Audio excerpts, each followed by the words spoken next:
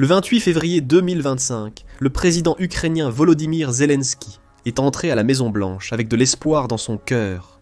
Un accord sur les minéraux critiques, un pas vers la paix et une solide alliance entre les États-Unis et l'Ukraine semblaient à portée de main selon lui. Il s'avère qu'il ne faisait que marcher dans une tempête de feu.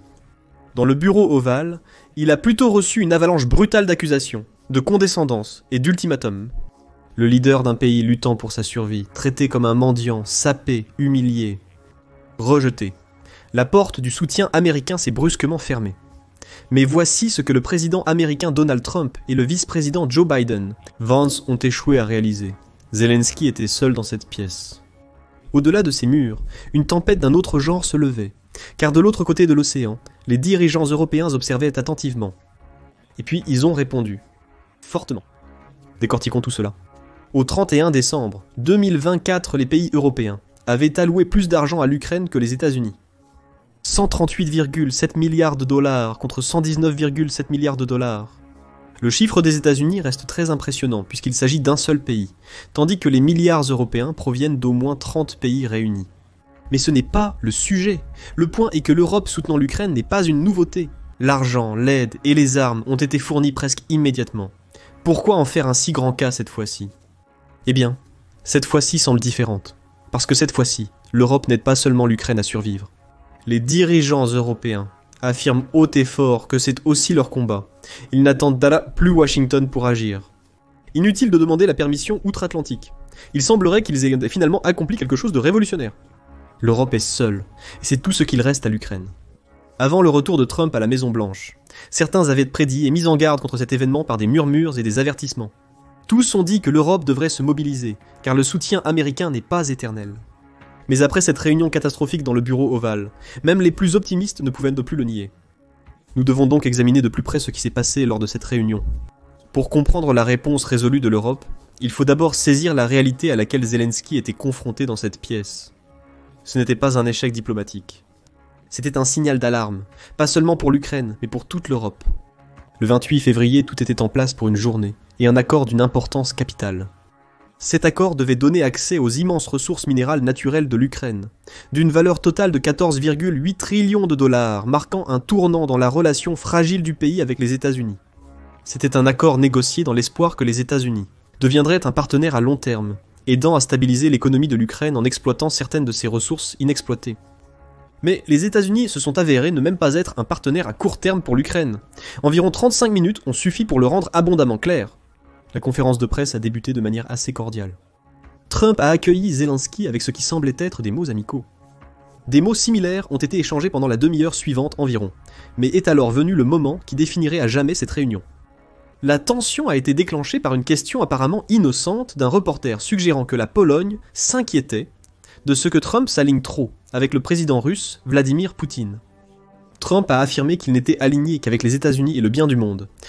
Il a rejeté l'idée de critiquer excessivement Poutine, estimant que cela ne favoriserait pas les négociations.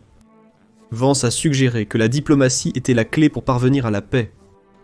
En diplomatie, avec un homme qui a annexé illégalement la Crimée en 2014 et qui a envahi sans pitié l'Ukraine en 2022 avec 190 000 soldats, tuant des dizaines de milliers de soldats et de civils ukrainiens depuis. Cette remarque semblait irriter Zelensky, qui avait déjà tenté la diplomatie avec Poutine en 2019. Il posa alors une simple question. « De quelle diplomatie parlez-vous, JD ?» Cette question a marqué la fin d'une discussion relativement amicale et a inauguré environ 10 minutes de tension croissante qui a brisé toute illusion de civilité. Vance a accusé Zelensky de manquer de respect envers les États-Unis et de forcer les conscrits ukrainiens à aller au front. Il a aussi entamé une longue diatribe exigeant que Zelensky remercie les États-Unis pour leur soutien. Il est rapidement devenu évident que c'est tout ce que Trump et Vance voulaient du leader ukrainien, qu'ils s'humilient, qu'ils se plient à leurs exigences de gratitude, et qu'ils reconnaissent publiquement que sans les États-Unis, l'Ukraine aurait été condamnée il y a longtemps. Quand cela n'a pas eu lieu, en tout cas pas de façon aussi docile, Trump était retourné à ses attaques habituelles. Il s'est acharné sur Zelensky avec des piques acérées et des remarques dédaigneuses, se moquant de son leadership comme pour tenter de le briser par les mots. Trump a accusé le président ukrainien de jouer avec la Troisième Guerre mondiale et de ne pas privilégier la paix. Ces propos rappelèrent les précédents messages de Trump sur les réseaux sociaux, où il dépeignait Zelensky comme un opportuniste, suggérant qu'il souhaitait la poursuite de la guerre pour détourner les fonds militaires. Zelensky, pris dans la tourmente politique, a eu du mal à réagir. Il était venu chercher l'assurance que l'Amérique resterait aux côtés de l'Ukraine, mais il s'est retrouvé avec rien d'autre qu'une avalanche d'insultes. Et puis, sans prévenir, la réunion était terminée. Trump a déclaré qu'il pensait que c'était suffisant, alors que la presse quittait la salle. La conférence de presse conjointe prévue, symbole d'unité, a été annulée brusquement. L'accord sur les minéraux n'a jamais été signé. Zelensky, stupéfait et humilié, a été escorté hors de la Maison-Blanche. On ne lui a même pas accordé la dignité d'un adieu digne. Trump s'est immédiatement rendu sur Truth Social, accusant Zelensky d'ingratitude et de ne pas vouloir la paix. Il a écrit que le président Zelensky n'est pas prêt pour la paix si l'Amérique est impliquée. Zelensky a publié une déclaration remerciant les Américains, mais sans véritable chaleur dans ses mots. Le président ukrainien a quitté la Maison-Blanche avec un ego meurtri et la douloureuse réalisation que l'Europe était son seul soutien restant. Pour la première fois, cette vérité était limpide pour tous. Les États-Unis avaient délaissé l'Ukraine, changeant de camp, laissant à l'Europe le soin de gérer les conséquences. Et laissez-nous vous dire, l'Europe a commencé à le faire presque immédiatement. Au début, des messages de soutien ont inondé autrefois Twitter. Le Premier ministre polonais Donald Tusk a diffusé un message puissant sur son compte. « Chers amis ukrainiens, vous n'êtes pas seuls. » Peter Pavel, président de la République tchèque, a affirmé avec fermeté que son pays était plus que jamais aux côtés de l'Ukraine. L'Europe doit redoubler d'efforts dès maintenant. C'était un appel à l'action, un rappel que le monde doit se concentrer sur l'Ukraine et que l'Europe doit se mobiliser comme une seule entité. Le chancelier allemand Olaf Scholz a clarifié sa position, soulignant que personne ne veut la paix plus que les Ukrainiens. Il n'a pas ajouté que l'Ukraine peut compter sur l'Allemagne et sur l'Europe. Le Premier ministre suédois Ulf Kristersson a exprimé ce sentiment avec conviction. La Suède soutient l'Ukraine dans sa lutte pour la liberté de toute l'Europe, a déclaré le Premier ministre suédois dans un message fort de solidarité. Elle rappelait que le combat de l'Ukraine était celui de l'Europe. Emmanuel Macron, président français, a été bien plus direct. Macron a clairement indiqué que la Russie était l'agresseur dans ce cas.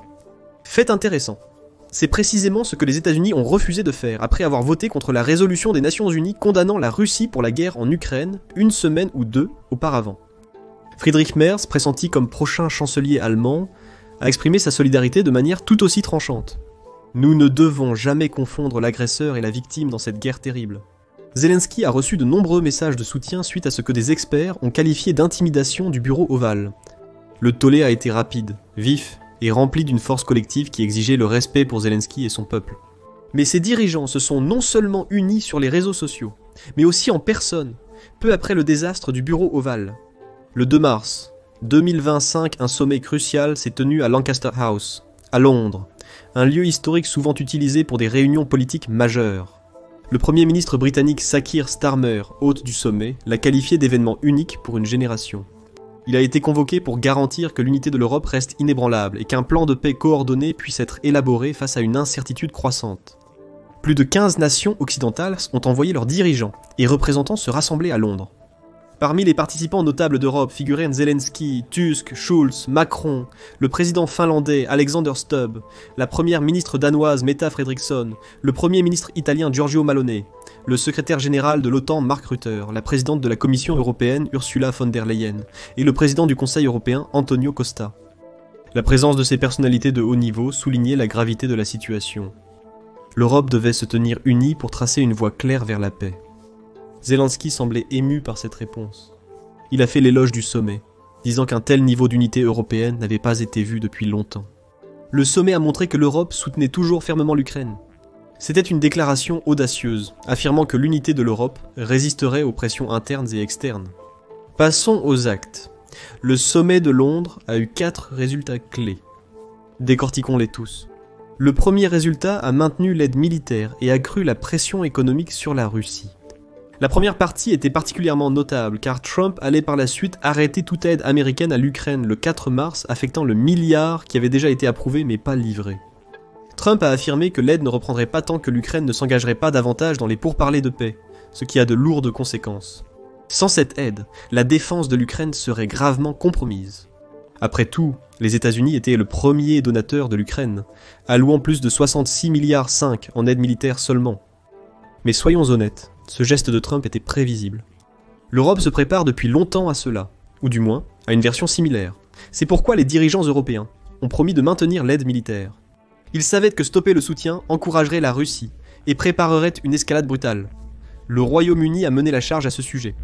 Du 24 février 2022 au 31 décembre 2024, ce pays a alloué 8,42 milliards en aide militaire à l'Ukraine, ce qui en fait le deuxième plus grand donateur individuel en Europe. Starmer a annoncé un accord de 2 milliards de dollars permettant à l'Ukraine d'acquérir 5000 missiles de défense aérienne. Si vous suivez la guerre russo-ukrainienne depuis le début, vous savez que Zelensky supplie pratiquement pour plus de systèmes de défense aérienne depuis des années. Ces 5000 missiles de défense aérienne seront les missiles multirôles légers produits par TALIS, une corporation d'aérospatiale et de défense. Ils seront fabriqués à Belfast, en Irlande du Nord, créant 200 emplois et en soutenant 700 existants dans le processus. Mais l'aide militaire n'est qu'une partie de l'équation. L'autre élément clé, les sanctions. Starmer promet d'intensifier la pression économique sur la Russie, déjà ébranlée par les sanctions internationales. L'objectif était de rendre la poursuite de la guerre de la Russie aussi douloureuse que possible. Un élément clé de la stratégie était de saisir les actifs russes gelés dans les banques occidentales. Malgré les désaccords des dirigeants européens sur les détails techniques, Tusk était ferme. Il a plaidé pour la saisie totale des actifs russes, arguant que cela frapperait au cœur du système financier et forcerait Poutine à reconsidérer son invasion. Cependant, de nombreux dirigeants craignaient les potentielles répercussions sur le système bancaire et la zone euro. Le Royaume-Uni et l'Ukraine ont signé 2,84 milliards de dollars garantis par les actifs gelés de la richesse souveraine russe. C'était un moyen d'assurer que l'Ukraine pourrait continuer à se défendre et tenir la Russie responsable. L'Europe ne se contentait plus de parler, elle agissait. Le deuxième résultat du sommet à Londres était crucial. Tout accord de paix durable devait garantir la souveraineté et la sécurité de l'Ukraine, avec la présence de l'Ukraine à toutes les négociations de paix. Ce résultat est crucial car il concerne l'identité même de l'Ukraine en tant que nation et les menaces existentielles auxquelles elle est confrontée. Ne nous voilons pas la face, la guerre de la Russie contre l'Ukraine n'est rien de moins qu'une attaque contre l'existence même de l'Ukraine en tant qu'État souverain. L'objectif de Poutine est évident. Il souhaite faire disparaître l'Ukraine, pas uniquement en contrôler certaines régions. Le Kremlin a constamment présenté ses objectifs de guerre comme la démilitarisation et la dénazification de l'Ukraine, ce qui signifie en réalité prendre l'indépendance de l'Ukraine et son gouvernement. Tout cela rend la souveraineté de l'Ukraine non négociable.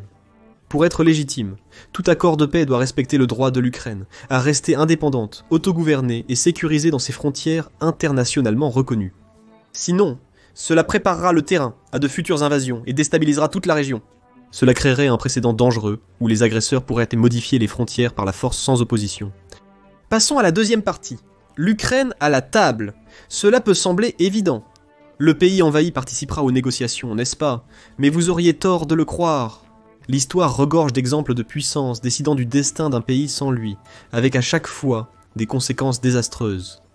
Pensez à la conférence de Berlin, où les empires européens ont découpé l'Afrique comme une tarte sans qu'un seul leader africain ne soit présent. Le résultat? Des décennies de domination coloniale, d'exploitation et de violence.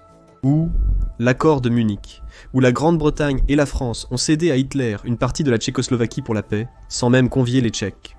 Ce geste lâche a encouragé Hitler et précipité l'Europe dans la Seconde Guerre mondiale. Il y a aussi Yalta, où les États-Unis, le Royaume-Uni et l'Union soviétique ont décidé de l'avenir de l'Europe de l'Est sans les Européens de l'Est.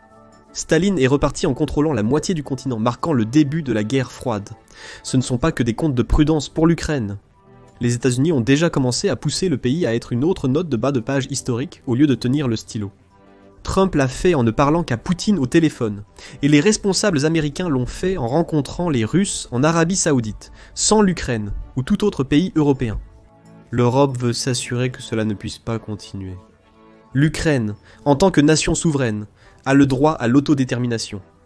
Tout accord de paix, sans sa participation, serait une injustice envers elle et les principes de démocratie et de souveraineté, fondement de l'ordre international. Mais la simple présence de l'Ukraine à la table ne suffit pas. Le pays envahi doit également avoir un droit de veto sur toute décision affectant son peuple, son territoire et son avenir. Mais tout accord de paix obtenu de cette manière ne serait pas la fin. C'est ce que touche le troisième résultat du sommet à Londres. Les dirigeants européens se sont engagés à renforcer les capacités militaires défensives de l'Ukraine après un accord de paix pour dissuader de futures invasions. La raison en est assez simple. La Russie a démontré son manque de fiabilité. Le Kremlin a par le passé brisé des cessez-le-feu, et n'a pas montré de volonté de respecter des accords ne servant pas ses visées impériales. L'Ukraine nécessite une défense solide, non seulement pour aujourd'hui, mais aussi pour l'avenir, afin de s'assurer qu'elle ne sera plus jamais surprise par une agression. Mais que signifie cette forte défense ? Des armes, bien sûr, et l'Europe y travaille peut-être déjà. Cependant, cela nécessite également des troupes. L'idée que la Russie respecterait un accord de paix sans une dissuasion militaire robuste en place relève au mieux de la pensée magique. Le Royaume-Uni a promis d'envoyer des troupes pour maintenir la paix et assurer le respect du cessez-le-feu en Ukraine. La Suède, l'Allemagne et d'autres pays ont aussi exprimé leur intention de déployer des troupes pour cette force de maintien de la paix. La France aussi, ce qui n'est pas surprenant vu que Macron a évoqué l'envoi de troupes en Ukraine en pleine guerre. Mais peu importe le pays rejoignant cette force de maintien de la paix, l'Ukraine ne peut être protégée à long terme qu'avec des soldats au sol et des avions dans les airs, comme l'a dit Starmer. Cette idée fait partie du 4e et dernier résultat du sommet de Londres, une coalition des volontaires. Il devient de plus en plus clair que l'adhésion à l'OTAN n'est tout simplement pas à l'ordre du jour pour l'Ukraine, donc le Royaume-Uni a essayé de créer la meilleure chose possible. Cette coalition aurait pour unique but de garantir que tout accord de paix pour l'Ukraine ne soit pas seulement sur papier. Non, cet accord serait appliqué et protégé bien après la fin des négociations. En résumé, il s'agit d'adopter le principe de sécurité collective de l'OTAN, sans l'article 5. Aucun pays n'est contraint de soutenir l'Ukraine. Starmer a souligné que la contribution à l'effort de défense serait volontaire, car toutes les nations n'en ont peut-être pas les moyens. Cela compte aussi car Starmer ne veut pas faire de promesses irréalisables. Il est facile de faire de grandes déclarations et des engagements audacieux, mais la réalité est bien plus compliquée. Tous les pays ne peuvent pas, ou ne veulent pas, promettre des troupes, des armes, ou un financement à long terme, et Starmer le sait. En restant volontaire, il se focalise sur des engagements concrets. C'est montrer de la détermination sans trop s'engager. C'est prouver l'unité appuyée par un réel pouvoir, la paix étayée par une force concrète. Les dirigeants européens mentionnent souvent un accord de paix pour l'Ukraine, avec la participation ukrainienne. Mais qui est en charge de rédiger cet accord ? Selon les Européens, ce sont le Royaume-Uni et la France. Ces deux pays sont les plus actifs quand il s'agit de façonner la paix, pas seulement d'en parler. Starmer l'a clairement exprimé. Londres et Paris collaboreront avec Kiev pour élaborer un plan qui sera présenté à l'équipe de Trump, sans que l'Europe ne dicte les conditions. Ce n'est pas à Washington de décider secrètement du sort de l'Ukraine. L'Ukraine est au cœur de tout cela. Macron a exposé les bases. Première étape, une trêve d'1 mois. Pas de frappes aériennes, attaques navales ou sabotage d'infrastructures énergétiques. Une pause temporaire mais cruciale. Deuxième étape, des troupes au sol. Pourquoi ? Pour empêcher Poutine de profiter de cette trêve pour relancer une offensive. Pour l'instant, la Finlande et la Norvège soutiennent le plan, bien qu'avec une distinction clé. Elles ne s'engagent pas à envoyer des troupes de maintien de la paix. C'est la partie volontaire pour vous. Mais ça a du sens. Les voisins de la Russie savent bien qu'un signe d'implication militaire pourrait rapidement faire escalader les choses. Mais voici le problème. Aucun accord ne tiendra sans les États-Unis. Starmer ne cesse de marteler ce point. Seul un soutien international solide et uni peut ouvrir à l'Ukraine la voie d'une paix durable. En deçà de cela, la Russie menacera à nouveau la sécurité de l'Europe. La sécurité européenne est devenue un point crucial de discussion, car la menace pour l'Europe n'a jamais été aussi évidente. Selon Zelensky, les ambitions de Poutine dépassent l'Ukraine et visent que la Pologne et les États baltes. S'il est autorisé, il contestera sans cesse les règles de l'ordre mondial. Si l'Europe ne se mobilise pas maintenant, les conséquences pourraient être désastreuses, et elle en est bien consciente. Le continent investit massivement dans sa défense, mais cela reste insuffisant. En 2024, les dépenses de défense totale des États membres de l'UE ont atteint environ 352,25 milliards, soit environ 1,9% du produit intérieur brut de l'UE. D'ici à 2027, ce chiffre devrait augmenter de 107 milliards de dollars en termes réels. Mais voici le problème. Selon Bruegel, un groupe de réflexion européen, l'Europe devrait augmenter ses dépenses de défense d'environ 270 milliards de dollars pour dissuader efficacement la Russie. C'est une hausse annuelle qui amènerait les dépenses de défense de l'UE à environ 3,5% du produit intérieur brut. La Pologne montre la voie, dépensant 4,7% de son produit intérieur brut en défense, plus du double de la base de l'OTAN. Mais la plupart des nations européennes sont encore loin derrière. Le continent a besoin de plus, et il en a besoin maintenant. Il semble que la Commission européenne ait reçu le message puisque son président a annoncé que l'UE se préparait pour un effort de défense de 840 et 1 milliard de dollars, avec une initiative d'emprunt conjoint de 160 milliards pour renforcer ses capacités de défense. L'augmentation des dépenses militaires en Europe pourrait aussi être la clé pour conserver l'engagement américain envers l'OTAN et l'Ukraine. Tusk affirme avec raison qu'investir dans notre propre force est le meilleur moyen de persuader Washington de l'intérêt d'investir dans l'OTAN et l'amitié. Si l'Europe assume une plus grande part du fardeau, les États-Unis pourraient rester engagés, donnant à l'Ukraine une chance de paix durable. Que pensez-vous ? Une hausse des dépenses militaires peut-elle rendre l'Europe résiliente ? Ou les États-Unis sont-ils indispensables dans tous les cas ? Et les dirigeants européens peuvent-ils vraiment rester unis et tenir leurs promesses ? Ou les divisions politiques et les hésitations feront-elles obstacle ? Partagez vos réflexions dans les commentaires ci-dessous.